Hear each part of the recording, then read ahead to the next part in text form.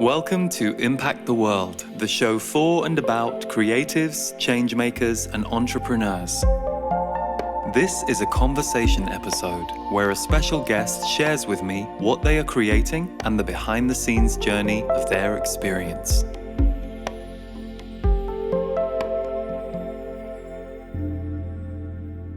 Welcome to Impact the World, and in this episode, my guest is Sara Landon. It's always lovely to get to interview a friend and also a contemporary. Those of us that are channelers, we are few and far between, although there are more people becoming channelers. So when I got introduced to Sara 3 years ago by a mutual friend, it was lovely to get to sit with another channeler who was working in the world. But Sara had come through a very different path to me, and that was a very interesting difference between us.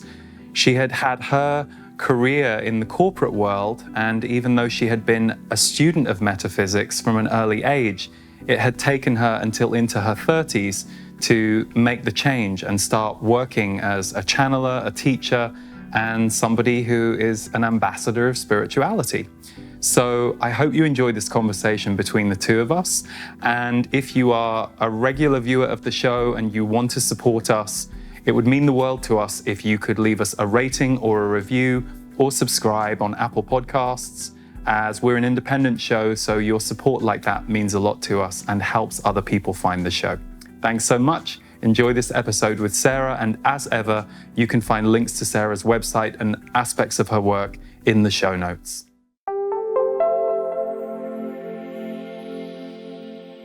Sara, welcome to the show. This has been a long time coming. We've been talking about getting you in the studio, and then Corona hit. So here we are on Zoom, but welcome to the show. It's fantastic to have you here.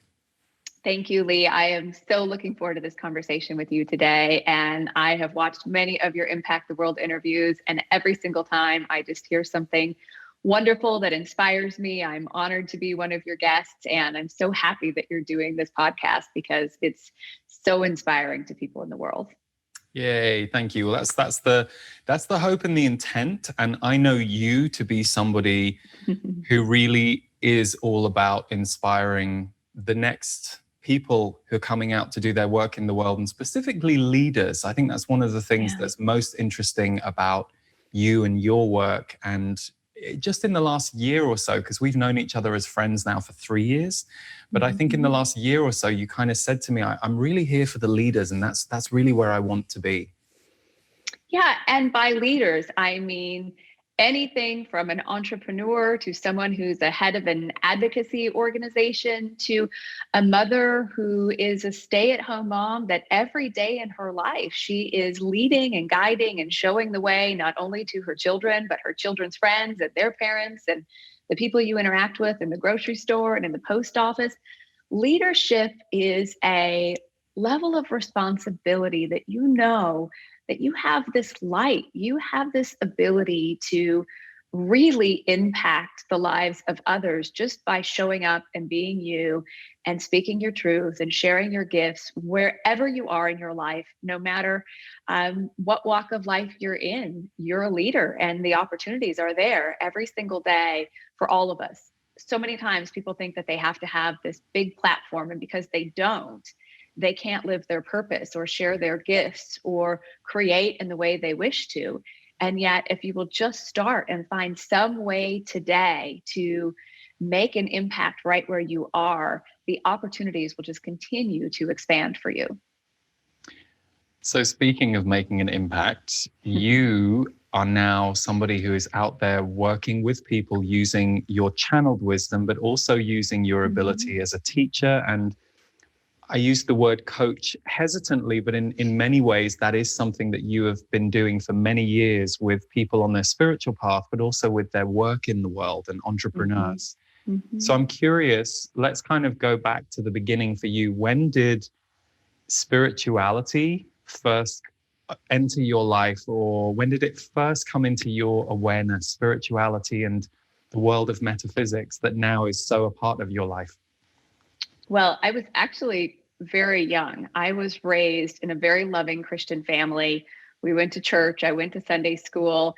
I loved Jesus. I was, really into the Christian thing as a young child. And It was about the age of 7 or 8 years old that I had the influence of my beloved aunt, who at that time was studying past lives and reincarnation and spirituality and metaphysics. And from the very first time I heard her talk about, you can create your life, anything is possible, it's what you focus on, these just concepts were an absolute yes to me, even as a young child.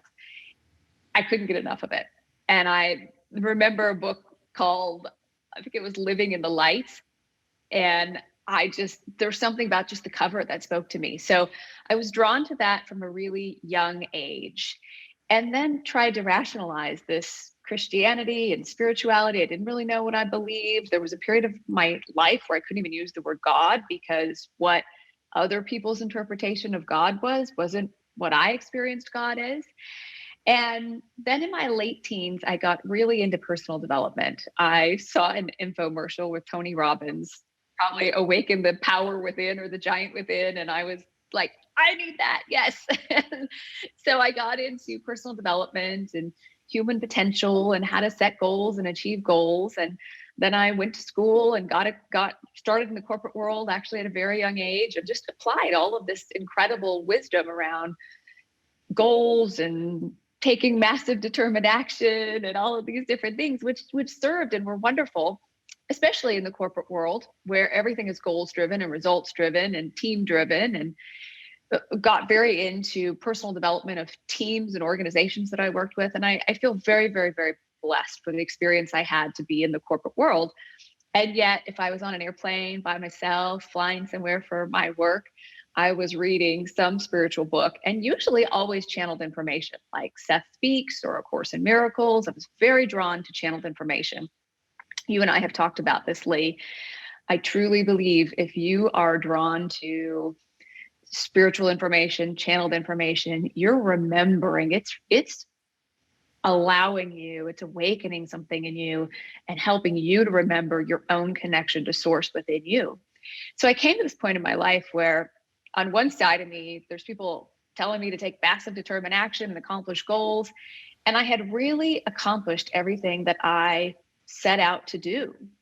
Buy a house by a certain age, I got married, I had the cars and the income and the wealth. And yet I knew deep down I wasn't really living my purpose. I didn't know what that was. And if anyone would have told me, you're going to leave the corporate world and you're going to go channel a group of non-physical beings called the council and be a spiritual teacher and help guide people to live their highest potential, I would have been like, I think you've got the wrong person. Yeah. But life has its way.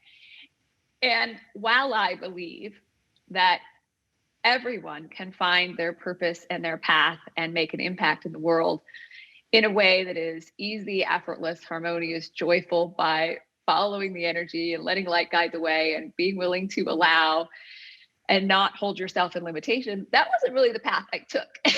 I took a little more of the drama, suffering path. Heck no, we're going to do it my way, on my time, way, the way I think it should be. And eventually I came to this path of letting go and really allowing myself to come into the truth of who I really was. And so I consider myself now a guide to helping others to live their highest potential. And whatever that means for you, it doesn't mean the same thing to all of us. It really doesn't. But you know within you when you're doing what you're really meant to do. People ask a lot of times about destiny, and I say, destiny is you following energy and letting light guide the way. And destiny comes to you and it's just choiceless. It's just choiceless. But I must mention, because it's such an important part of my path, and it's actually the day we are recording this is exactly the 19-year anniversary of the catalyst to my spirituality, which was my brother's death, exactly 19 years ago today. When I went to my brother's viewing, I was at the time of my life where I wasn't really using the word God. I was in the corporate world. I was really focused on success, what I thought success meant. And it was the first real significant loss I'd had in my life. And I walked into my brother's viewing. It was a frigid cold November day in Alaska. And it was very emotionally heavy. It was my immediate family in this room. And I went up to my brother's body and observed it in this sort of state of no context to where to put this, right? I sit down on this chair, this cold metal chair, and I'm sitting there processing it all. And after a few minutes of sitting there, I can only describe it as what felt like liquid love. Started in the top of my head, went through my entire body, and I came into the state of peace, like something I've never felt before. I was warm. I was totally peaceful. I was almost in a state of bliss. And I heard over my right shoulder as clear as day, I'm still here. I'm just not in there. And it was my brother's voice in my head over my right shoulder. My brother's body was on the left side of the room. And I said back to him in my head, where are you? And he said, I'm just as here as I ever was. I just left the density of the body and I'm at a rate of vibration that your physical senses can't interpret because I'm no longer in form. But I didn't go anywhere. And I knew that. There was just a knowing. There was such a peace in it. And after a few minutes, that energy receded and I was back in the room, back in the moment. And it was as real as anything could have ever been, but I did not know what had just happened. I believe it was my absolute love for my brother, which allowed me to not dismiss the experience. However, I just went back to my normal life after that. I didn't tell anybody. I didn't want to be weird. I didn't want to be woo-woo. I went back to accomplishing goals and working hard and doing all the things I thought I was supposed to do. But over the course of the next many years, I would spontaneously have an experience where that energy would go through me again. I would feel my brother. He would communicate with me. Many of our conversations were, so what about heaven and hell? He's like, nope, not like that. Heaven and hell is the experience you have on earth, depending on what you're thinking about, and what you're focused on, and what you feel is true and not true, and based on your beliefs. And so he would answer all these questions for me. So I believe it was my brother's love that allowed me to stay open, to allow that energy to begin to acclimate my body so that I could start tuning in proactively or on demand to infinite intelligence, streams of consciousness, higher level awareness, whatever you want to call it. After a few years of that, I started waking up in the middle of the night and having this spontaneous energy that I just had to write and write and write. And I would read it afterwards. And it was the most profound wisdom that I couldn't find the answers to in the world. You know, somebody would be telling me to take massive determined action. And then you've got spiritual communities telling you to go sit on a mountaintop and get quiet. And nobody can answer my questions. So imagine my surprise, although I know you know the feeling of when these answers started coming through me. And so that began to lead me more deeply down the path of spirituality, still not knowing what I was going to do with it, still not knowing how I would ever transition out of the corporate world, live the life I wanted to live, and share this wisdom with the world. And yet I look back at it now and I can tell you, no matter who you are or where you are so guided, you are so blessed, you are so cared for. If you can come into the moment and really open your heart and allow, there's a light and there's an energy that will guide you every step of the way, that will put the resources and the connections and the people and the experiences that are meant for you in your path. And at some point you'll look back and you may even share my perspective that I truly believe destiny comes to you. It comes to you.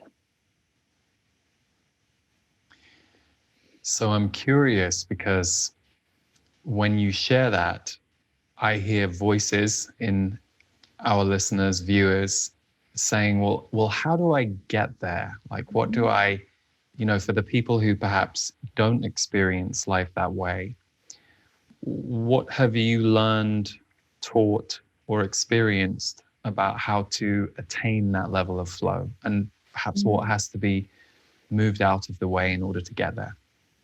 Well, maybe the very first step is knowing that it's possible. I didn't know it was possible to do what you love with people that you love, be happy, joyful, live a life that is harmonious, abundant, and not work all day and travel all the time and struggle. I really had a belief system that said you have to work hard, effort, sacrifice, do it all. That was my belief system, and it really served me for a long time. And then I went through a divorce. I got cancer at the age of 27.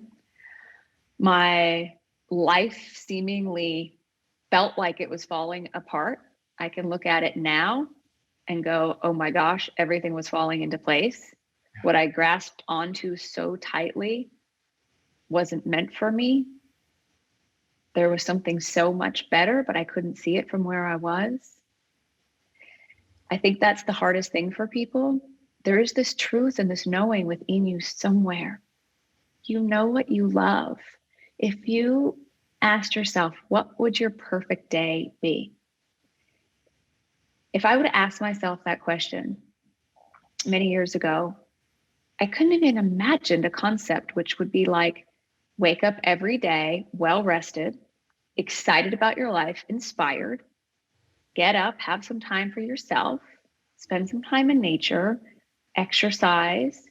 Then when you have had you time, you get to work with the most incredible people all around the world for the comfort of your home, and sometimes going to live events and sometimes doing group things, but always with people that you consider your dear friends, people that you love and respect, and be very happy and abundant at doing that. I didn't really know that was possible. But I think the more each and every one of us really go beyond the limitation, the lack, the struggle we hold ourselves in, and have the courage to live your life fully and love fully and be all that you are, whatever that means to you, you then begin to shine a light on what is possible for others. And this is one of the things of the many, many, many things I love so much about you, Lee, is you do this your way and you shine. And you're an incredible singer and an artist and a musician and a channel and an entrepreneur and a change maker. And there's no limit, but you do it your way. And you don't hold yourself back in a box and say it has to be this way or it has to be that way. And we get so used to these labels. I'm a daughter or a son and a spouse and a mother and a father and a accountant or a professional and we hold ourselves in these boxes instead of allowing ourselves to express all of what we are in whatever way is joyful and fun for you. For most people, back to your question of where do you begin, or what if they don't know what's possible for them? We've all heard this, right? Follow your highest excitement, follow your joy, do what you love. It really is that simple. There are clues. Destiny will leave you lots of clues. What do you love?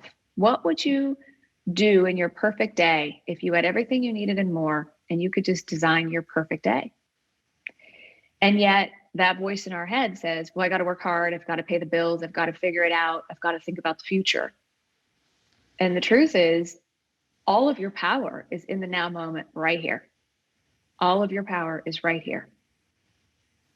We don't really understand that because we're so used to fragmenting ourselves in multiple different directions all the time that a lot of times when you ask people the question, what really brings you joy? What really brings you joy? They don't know. It's a hard question for us, and I think it's something that our culture has kind of whitewashed out, like the idea of you being able to tell someone else what brings you joy versus, oh well, I'm following the track that was laid down for me that they said would bring me Mhm. joy. And it's interesting, Sarah, one of the things in your story, I mean, it's funny because I had a few questions for you written out here on the side. And of course, you've answered so many of them already. But one of the questions I had for you, which I now don't need to ask you, was what has loss taught you about life? Because I know for you, with the loss of your brother, and then that kind of cataclysmic period in your life where everything seemed to go away and disappear, but at the same time, you were building the whole foundation for where you are now. And that's a story that you and I share. Mhm. I I feel that one of the things that you've just touched on, and you alluded in this when you complimented me, and again, and I mean, I speak about this a lot with the people who I do my work with and for. The expression that I'm in now was so not who I was, what my programming was. But I think you just talked about when you get the epiphany moment, the vision, oh, this is what I'm going to do. Those other voices come in. And in my experience, those voices have some kind of energy template in our body. Mhm. And Mhm. that's when the work begins. That's when the healing begins. Because it's like, you're like, oh my God, I'm going to go over here and be this channeler. And then whatever that voice says, and especially if it's strong, you're going to have to come to an awareness and or a release with that voice, that part of yourself, in order to move forward, in order to allow yourself to have the very life that you're talking about. And it's interesting that when you were describing your life, I thought, God, isn't it funny that in 2020, so many people have had many challenges, but many people, and sometimes those same people who've been challenged, have also said, God, it's been so nice to be at home. And I Yeah. feel a bit less stressed than I used to in the outside world. So I feel like, in a way, the loss that has shown up in 2020 in certain areas of what we knew as our pattern mirrors the kind of awakening shift that you're speaking about, that you went through and that I went through, and that so many people often need some kind of loss of the old in order to birth the new. And sometimes when you're in the loss, it can feel intense because you're healing and there is a death of the old self. But it's interesting that in 2020, so many people collectively we've been asked to die to who we were and what we thought our patterning was. So it's a very potent time for the kind of work that you do or that I do, for people who are wanting to develop their awareness, grapple with themselves, or going through an awakening. So anything that you love has the potential to awaken you. Anything that you lose has the potential to awaken you. Loss of money, loss of a marriage or a relationship, loss of a loved one, loss of your own health, right? So when you have a health challenge or for the first time you have something like that, it's very scary. So we start to ask this question, whether you're consciously aware that you ask the question or not. To me, the awakening that begins to occur is when you ask the question, who am I? Who am I? Why am I here? What is my purpose? And when you start asking those questions, everything in your life starts to change. You realize you're not your circumstances and your conditions. You're not who everybody told you you were supposed to be. You might not know who you are, but you're asking the questions. And so when we experience loss, we start to ask those questions. And we start to realize that we can transform our circumstances. We can transform our conditions. We can transform our relationships, our life, our bodies. And many people get stuck in that, constantly trying to fix what's wrong with you, constantly trying to heal what's wrong with you, because under all of that is a judgment that you're still not enough yet. And the reason, number one reason I see why people don't live the life they want to live is because they don't think they're good enough. They don't think they're enough yet. They still got to struggle and sacrifice and work harder or make more money or accomplish more in order to be enough. Constantly motivated to avoid this unwanted circumstance, this constant avoiding, right? So working and efforting and pushing and more goals and harder and more money, this constant motivation to avoid that you might get your purpose for your life wrong, that you might not be enough, that you're not lovable and deserving just for being who you are. We learn all that stuff. It's not true. There's nothing in this human experience that could ever threaten your perfection. You are perfect just the way you are right now, yet you're always going to be expanding and becoming more. And so when we begin to shift our perspective on who we are and what's possible for us, and others like you, Lee, show up and hold this light and share what kind of life they're living and share how they're using their gifts and their abilities in the world and sharing how you came to that, it begins to seed human consciousness with potentials and possibilities where people start to remember that these things are possible for them too. And we have some very fundamental beliefs in lack and limitation and not being enough that most of us don't even really know are there until you might hear someone say something about it and you go, oh, wow, yeah, that's how I've unconsciously been holding it.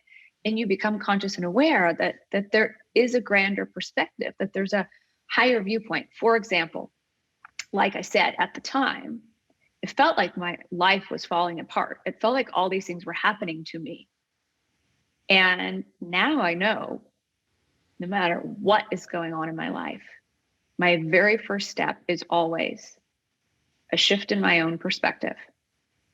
This is happening for me, whatever it is, no matter how big, no matter how small. I choose the highest truth, which is I know for some reason this is happening for me. So whether it's the end of a relationship, the end of a job, COVID, whatever it is, stuck in traffic, any little thing, any big thing, when you come into the moment and you consciously choose, this is happening for me. I know that this is happening for me. In some way, this is serving me. Then instantly you start shifting your perspective to, well, I wonder why it's happening for me. I wonder what things are going to come from this.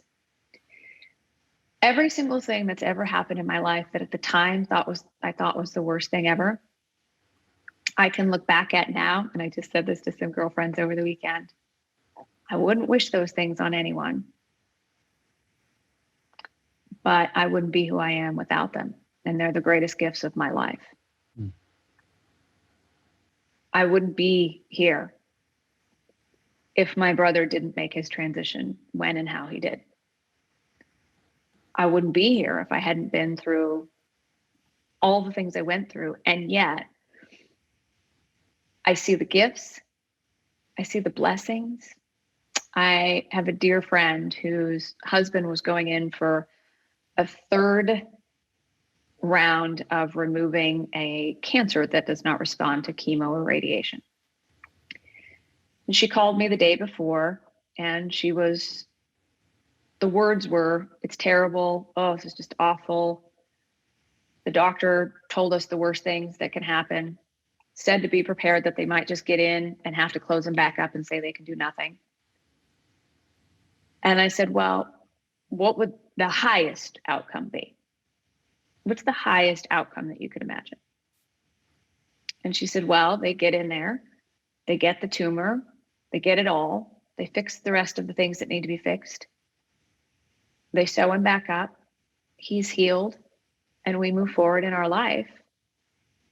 And I said, okay, well, then that's the perspective you've got to hold. That's more powerful than praying. Hmm. It's more powerful than praying to focus on the highest perspective. And when you have others that are also holding that higher perspective, it's even more powerful. But the next thing I said to her really did not come from my thinking mind. I just closed my eyes and I was holding space. And this inspiration came to me. And in my head, I was like, ooh, I don't know if she's going to be able to hear this one. I said, I'm going to tell you something kind of crazy. But what comes to me is, I think you've got to find the gifts that this cancer has given you. I would sit down tomorrow when he goes into surgery, and I would make a list of all the blessings, all the gifts that this cancer has given you. The people you never would have met, the doctors, the moments, all the things that have been a gift in this experience. And when you have fully received the gift that this cancer has given you, then bless it, say thank you, and see it returning to the light. Give it to the light. Say, thank you, I have fully received what you're here to give me. And she said, after a little pause, she said, you're right, that does sound crazy. But she said, something about it feels really right. She said, we never would have come to the point in our life where we knew we had to sell our house and move. And we didn't realize the level of stress we were under because of our house. And had this not happened, our daughters wouldn't have all come home for 2 months to be with us. And she just started going on and on about all the gifts and all the things. And I could literally feel the shift. The next day, they went in there. The highest outcome that she saw was the highest outcome of the situation. She really was able to bless it and see the gifts and receive the gifts. See, we assume things like cancer are here to destroy us, are here to kill us. We go into fear, we go into reaction, we go into resistance. But there's another perspective in every situation, that this is happening for you. And I can say this with all of my being because this is my experience as well. When I received the gift after 1.5 years of multiple occurrences of a very rare kind of melanoma, when I understood why it was there and I received the gift that was there to give me, it receded. I have been cancer-free for 13 years. And I know the gift that experience gave me. And it's back to our perspective, because how you're perceiving anything is what's creating your reality. We've just been perceiving life through a lot of lack and limitation. And so when you begin to elevate your awareness of other ways to look at things, so how does loss form your life? How does it impact you? How does it help you get more clear? Well, first off, it almost is always there to help you remember your power and the truth of who you really are. And to ask those questions yet again. Who am I? Why am I here? And what is my purpose? And then you can begin shifting your awareness on what you really do want. And so many times we're just doing what we think we should. So when loss comes into your life or you're perceiving it that way, first off, choosing that this is happening for you, that in some way it's serving you. Start to see the gifts in it. Be open to a different perspective on it. And you can create a completely different reality where someone else or you on another path would have been suffering and struggling and depressed, or you are choosing to stay conscious and present and allow. And it might just be one of the greatest experiences of your life if you will allow it to be. It's interesting because it makes me think of death. And I've been around death quite a lot in the last year. People close to me, close friends. And one of the things that I'm always struck by whenever I'm in the presence of someone who I know is close to death, or when I have been there at a death, there's always so much light. And I'm always aware of that. And I would say that one of the ways that I live these days, and I didn't used to live like this, but it's kind of come for me through the Z's and also these experiences of watching these people I know and love suddenly just disappear from the planet, often ahead of their time, just to remind myself that nothing is promised and that tomorrow isn't promised. Not to be morbid and not to, run up a credit card because tomorrow doesn't matter. I don't mean living in that kind of reckless way, but more realizing that we as a soul have been poured into this human body for this experience. And it's interesting that you were just talking about seeing the gifts. I'm grateful that now at age 44, I can't stay stressed for very long before I notice I'm stressed. And when I notice I'm stressed, the way I get myself out of it is I ask myself what I'm fighting. Am I fighting my thoughts about what I should be doing? And therefore I'm doing something that is stressing me out that I can actually stop or rearrange? Or am I fighting the reality that I perceive is hurting me? I'm resisting not being very well, or this not going very well. And it's taken me many years to get to that point, to have a really fine-tuned radar for stress. But it's one of the things that I definitely know I was more asleep at the wheel with in my 20s and before. I could probably run with stress for a long time. And these days, I know that stress is a warning that I'm too much in the density of the experience that I'm in, and again, going back to that, is it really worth this? Is it true stress? Like, is your life in danger? Is someone else's life in danger? That kind of adrenaline is different. But if you're stressed about your life, the truth for me is always, then something needs to change. And it either needs to change in that moment, or you need to be able to go, oh, I think I'm going to have to make some changes over the next 6 to 12 months or whatever feels doable. And I wish we were taught that when we were younger, and I know it would have saved me a lot of grief and time, but I also am really heartened to see many voices, you being one of them, out there now beginning to share this ability to be with yourself and to be in your soul self, your human self. And, it's no coincidence, of course, that so many of us who do this now, you, me, and so many people I know, spirituality and personal development was our hobby and our passion when we were younger. And then you somehow find yourself doing it. So I'm curious for you, what was the moment that you started bringing the counsel, who you channel, out into the world in a public way? Because we met when you were already doing it. We met at the end of 2017. And I think you were a few years into it at that point, right? Wow. Yeah. That was a journey in itself. I just want to expand on what you said, because I think these things are so important.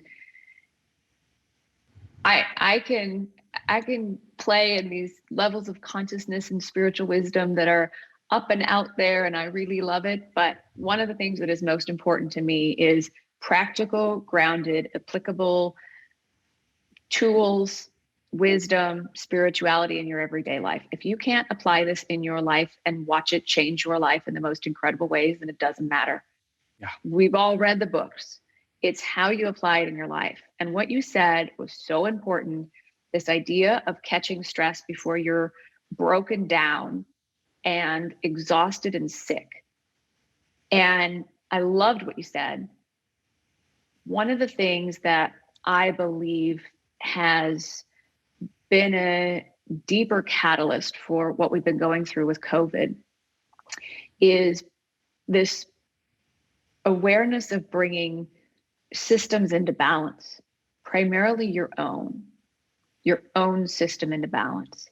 So when you're getting really stressed out, when you notice that you're stressed, asking yourself the question, what do I need to do right now to bring myself back into balance? And there is nothing more important.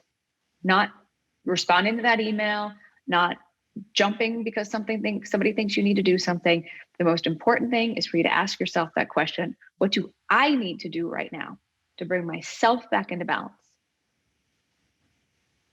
I've yet to really find anything that if I don't just stop and close my eyes and take three deep breaths. 3 is very important. 3 deep breaths, because the first one, your body goes, okay, fine. The second one, your body goes, oh, that feels a little bit better. And the third one just seems to reset your system. It is one of the easiest practices and one of the easiest tools, which is why most of the time we don't do it. We just run full speed, force effort, trying to fix it, respond to that email, call that person. Stop. Take 3 deep breaths, close your eyes, go from your head down into your heart, get your power back, bring your system back into balance before you move into whatever the next piece is. The other thing that just feels important, because we're talking to creatives and creators and about creating. One of the things that has really helped me shift is when I do recognize there's something that I feel I need to change. If I change that one word, I go from powerless, frustrated, resistance, pushing energy to, ooh, that feels different. Instead of navigating through change, instead of trying to change something, ask yourself the question, what do I want to create here? Not what do I want to change? Not navigating change. How do we navigate through creation? What do I want to create here? And all of a sudden, to me, it feels like, oh, wait, I don't have to push against something and change it. I don't have to take all this action. I don't have to wait. What do I want to create? And it just shifts me into this different perspective or mind frame and mindset that has really helped me to get out of the density that you talked about, out of the lack, out of the limitation, and go, what do I want to create here? So it leads me to your actual question, which was bringing the counsel to the world, this ability to channel. First off, when I started channeling, my voice was very different. I felt really weird. I didn't really want anybody to ever know. I tried to play as small as I could so that I didn't have to really put it in the world. And ultimately, under all of that was not approving and accepting myself. Wanting other people to approve of me, wanting other people to be okay with it before I really went, wait, this wisdom has changed my life beyond my wildest dreams and helped me create at a time where I actually was at what felt like rock bottom. And this is the wisdom that changed my life. So at some point, it just became purely choiceless. It was my highest joy, my highest excitement. I was channeling the counsel, listening to it, getting it transcribed, reading it, and it was changing my life. And I just started sharing it with people. And as I did, people that were safe, that would accept or understand, and they started changing their lives and creating the life that they wanted to live. And then I had some groups of people that came and wanted to hear the wisdom of the counsel. And there was a moment in time where I saw different potentials with it. I saw a particular person that channeled in the world that traveled every week to a different city, was doing huge events, was traveling all around the world. And that was not what I wanted to do. Many people told me, you have to publish a book. You're never going to get this in the world until you have a published book. And that didn't feel right to me at the time. And so I just went, how do I want to do this? I think this is the thing. People go, what am I supposed to do? What should I do? As if you could somehow get your purpose wrong. Mm-hmm. Whatever way is fun for you, whatever way feels good to you. I also didn't want to work in an environment where people constantly needed to be fixed. I didn't want to fix it for them. I didn't want them to give me their power. I didn't want to become their guru. Even saying, I don't have anything that you don't have. Mm-hmm. You have this gift and ability within you. I believe everybody has intuition, highest guidance, the ability to channel, the ability to connect into infinite intelligence. I just do it all day, every day, because it's my highest joy and my highest excitement, and I absolutely love it. And so it just became choiceless for me. I couldn't not do it. And I had to walk through my greatest fear, which was losing the love primarily of my father, who at the time I didn't think would ever understand. Come full circle. He's one of my greatest supporters, and we've come a long way, and it's changed him and it's changed me, and it's transformed our relationship as I have just lived my truth. And remember this, you're always expanding and becoming more. There's probably something tomorrow where I will go, oh wow, yesterday I wasn't totally in my power about that, or that wasn't all the way into my truth. And so it's a journey, it's an adventure, it's a discovery. The council says every road you take, you can explore spirituality, you can explore yoga, you can explore different teachers, you can explore Rome, you can explore France, you can explore every corner of the continent. It all leads you back to you. It all just leads you back to you. Every relationship, every profession, every project, everything that you create is all leading you back to you. Greater expression of who you really are. And it's a beautiful, beautiful journey when you allow it to be. I think we all think you're going to get someplace on this journey and go, okay, perfect. I don't need anything else, right? I'm done. I got there. I achieved that particular level. And yet you can be totally satiated right where you are, knowing that there's nothing you need, that everything you want and need is here for you right now, that you really can have it all. You get beyond this place of wanting and needing, and then it becomes an expansion. You're expanding, you're more fully expressing all that you are, and you're having the experiences that you want to have for you. One thing I tell people, and this really helped me, this was not how I saw my life, and this was not how I set goals, but I made these big 3-year, 5-year goals. Okay. And then when I get there, I'll be happy. And then when I achieve that, I'll have made it. Then I'll be enough. Right. And yet one of the simplest things was the shift to, what do I want to experience today? What do I want to experience today?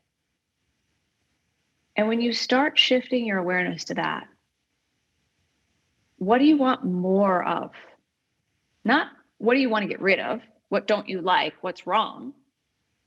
Because the council says you don't get what you want or what you think you need. You get more of what you are. So we are vibrational beings. If your predominant frequency is lack and struggle and suffering, you're getting more of that. You're getting more of that. When your perspective is life is a struggle, life is difficult, it's always so hard, then that becomes your reality. When you start going into that limitless potential of what's possible for you, that grander perspective of who you are and why you're here, and you ask the questions, what do I want more of in my life? What do I want to experience today? What brings me joy? And in the moment you're asking yourself the question, am I really fully expressing all that I am? Or am I holding back? And there came a moment in time with my work with the council where it just became really painful to hold back and not really just put it out in the world and be who I am. and that's really when everything took off and everything changed. And I'll tell you, all the gifts, I can't even count all of the gifts and all of the blessings that have come from that. But the greatest one of all has been the people like you, as you well know. You're one of my very best friends, and I just feel honored to be on the planet with you and to create with you and to collaborate with you and share with you. But I know you would never come into my life if I wouldn't have fully shared my gift and expressed who I am and just accepted and approved of this thing called channeling and putting it out in the world. I never would have met you, and I can't imagine my life without you. And so whatever your fear is about what might possibly go wrong, first off, probably won't. I can't really think of any fear I had that actually happened. None of it happened. But oh my gosh, the things that you are keeping yourself from by playing small and dimming your light and not really putting yourself in the world the way you know you want to, the things you're missing out on are just not worth whatever this fear is. Yeah. Just not worth keeping yourself from those things. And there's so many parallels in your story and my story around that whole experience of, oh God, I don't want to tell people about this. And it's funny, there were a couple of things you said. You know, I remember my parents, one of my greatest joys, my dad passed away earlier this year, but one of my greatest joys with all of this work is going from, how the hell do I tell them I'm a channeler? It's just, you know, it wasn't my parents' world and it was not my family's world. And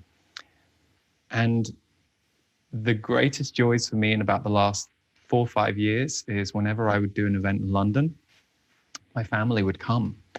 And at first I was like, oh God, I'm going to be channeling it. How am I going to? And what was so great for me was my joy, my family like people, they're people. And it was watching them connect with the wonderful people who would come to be in the room or the auditorium or whatever it was. Seeing them at the end would always light me up. I'd be doing a book signing and a meet and greet, and I'd glance over and I'd see my parents having these conversations with people, and they would be so full of the conversations they had had that it was interesting. It was like, I wish we'd got to do it more often, because my dad loved it and it lit him up. But you never quite know what gifts you might be bringing your family or the person in your life that you think it isn't going to be right for. And yet, everything you said, Sarah, is so true, I think, about us coming out of the closet spiritually, as channelers, as intuitives. And if you look at the lineage of our world around that, there's definitely, there's historical trauma around people who have claimed those gifts. So there is something that your body and your psyche tends to go through as you're emerging out of it. And you also mentioned the people, and obviously there's people like us who get to meet, and it was a great joy the day I met you, because there are so few of us who know each other, who do this thing in the world the way we do it. So, that side of it is wonderful. But, and I know this is true for you too, you even mentioned it earlier, the people that we get to meet, that we've got to meet through events or through one-on-one sessions. I mean, it's mind-blowing how you get to have this experience of holding space for a group to kind of gather around what you do. And maybe someone stays for a week and maybe someone stays for 25 years, but you also get to be in that space. You get to meet those people and have this very intimate connection and soul journey with those people while on the earth, while you're all coming together to amplify and illuminate together. It's so special. Yeah. And I think when we get beyond this point of always needing to fix ourselves and change ourselves, and we really do come into this living our truth and sharing our gifts with the world, we realize that there's only more. And we come to a place of sharing and collaborating and connecting in our wholeness and our fullness. And there's not competition. There's not struggle. There's room for everyone, everyone's voice, everyone's gifts, everyone's abilities. It's like puzzle pieces that fit together. And then there's an even bigger picture. When the pieces start fitting together, the picture just becomes bigger and clearer. And so as you and I share our gifts and with the world and our abilities and these things, it really allows others to, I hope, have an easier, more harmonious path to sharing their gifts with the world. You and I have talked about this on many occasions, but one of my greatest joys this year has been taking people through a series of learning how to channel themselves and connect into their own higher selves. And many are coming into this place where they are doing courses and doing programs and doing sessions and doing very similar work in the world. And yet it only expands all of us.